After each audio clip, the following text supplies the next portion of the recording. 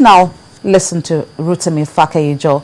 He is an analyst, of course, a stockbroker and CEO of Enterprise Stockbroking Firm, as he joins us live from the floor of the Nigerian Stock Exchange.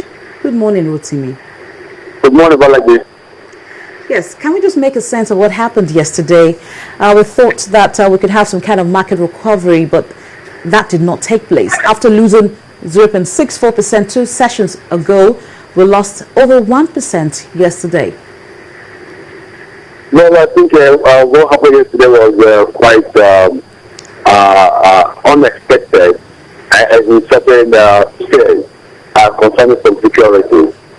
We expected that the downward trend was subsided yesterday to a great extent, even as one expected the market to close up as at that yesterday. But most unfortunately, we saw it gathering momentum and even losing more than what had been before. I think most importantly, we need to know that virtually all the sectors lost yesterday, except for insurance sector, which moved up slightly. I think for what I would describe as an apprehension by investors, I think to a good extent there is a responsiveness from to what is happening outside the shores of this country. We've seen the U.S. market and the European market lose 3-4 days, 4 trading days consecutively. But on Monday we saw the British market, the UK, the 50-100 closing positively, and yesterday we saw a turnaround concerning the Dow Index. And I think for our own market, there's going to be a response to that. Even if we don't witness a positive change today, but definitely by tomorrow, we will see office changing here. But I think there are some particular things that happen and some news that filter into the market.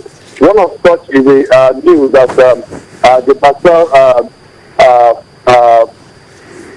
outcome of the Davos retreat, but the global economic retreat that happens at Davos. I think one of the outcomes is that some of the banks in Nigeria are having their cash adequacy capital adequacy requirement ratio not being sufficient, and I think that really triggered the shedding of the banking stocks yesterday.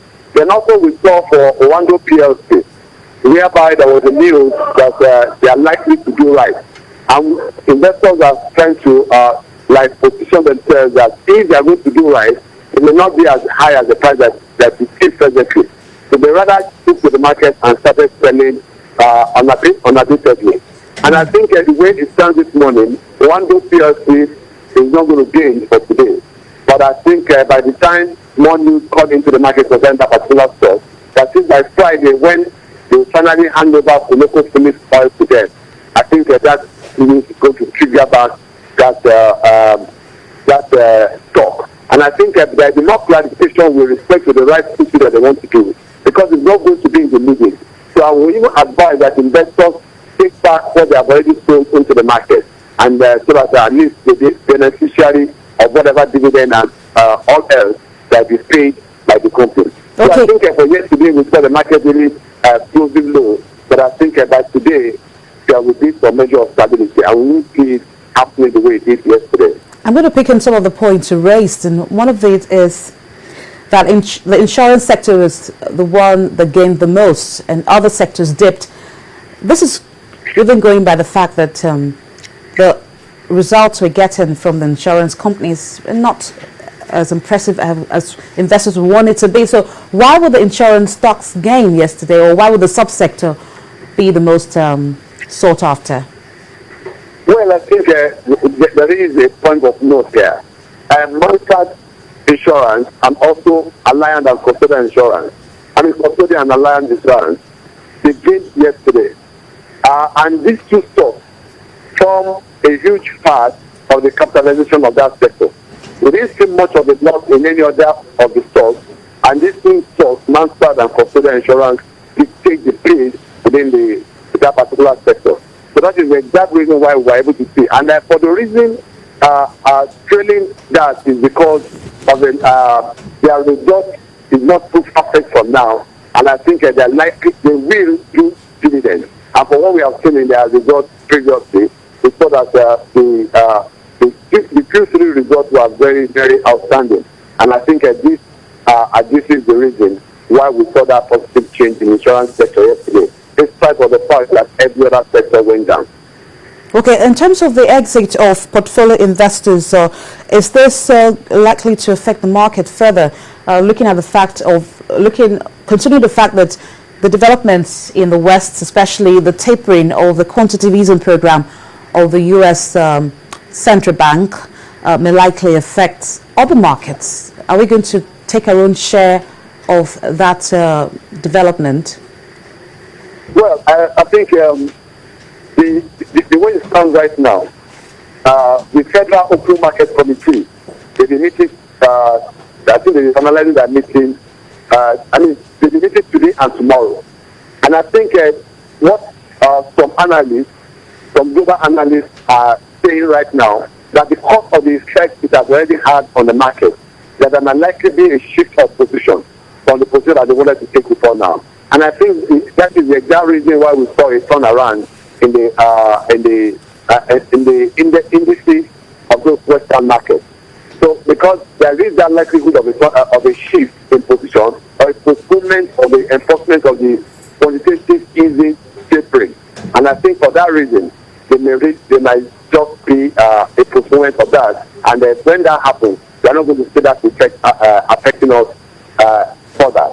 So I think it's taken its own toll on our own market, and it's affected them about 3-4 trading days back.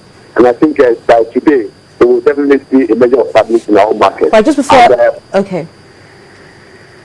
let you go. Most likely, the outcome of that FOMC will definitely be in favor of the entire global market.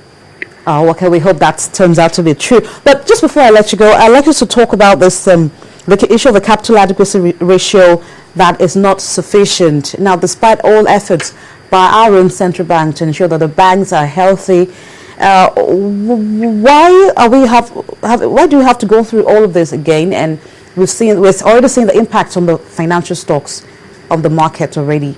What do you think can be done in order not to have a downside effects on the market? Well, I believe before the assertion that is coming forth now that the CAR is not sufficient, I think the position of the CBN before now is that the foreign affiliates of some banks, that is, those banks who have operations outside Nigeria, they are the ones that the CBN said they should go ahead and increase the capital adequacy of those foreign operations. And before now, I think there were about 2 or 3 banks that are actually operating below 5%. And I think this has really drawn the concern of the CBN. But I think for them to now say that all the banks, I think it is not wrong, it's very wrong. And I believe that the CBN should come out with a clarification on the position that it is not correct, that position is not correct, and because definitely it will create a run on the bank, and everybody begin to get jittery. But if eventually the CBN comes out with a clarification, I think it really will go a long way to at least put some measure of stability within the system. But if that position is actually true, then definitely I think we are in for another run in the market. It will involve some banks have to compulsorily come back to the market and raise fresh funds. And I think the market will not really be ready to absorb such pressure for now. So I think the CBN will need to come out and give us clarification on that issue. Okay, we hope that the central bank actually responds to this latest news that we get. And thank you, Rotimi. Thank you. You're welcome, Balaji. Okay, that's for Rotimi Fakayi-Joe. He is the CEO of the enterprise stockbroking firm, having to talk to us about the development of the stock market, of course, looking at the bigger picture of the capital market. We'll go on a break now, and when we return, we will take you through our newsroom, of course, giving you other figures coming from the global markets. Please stay with us.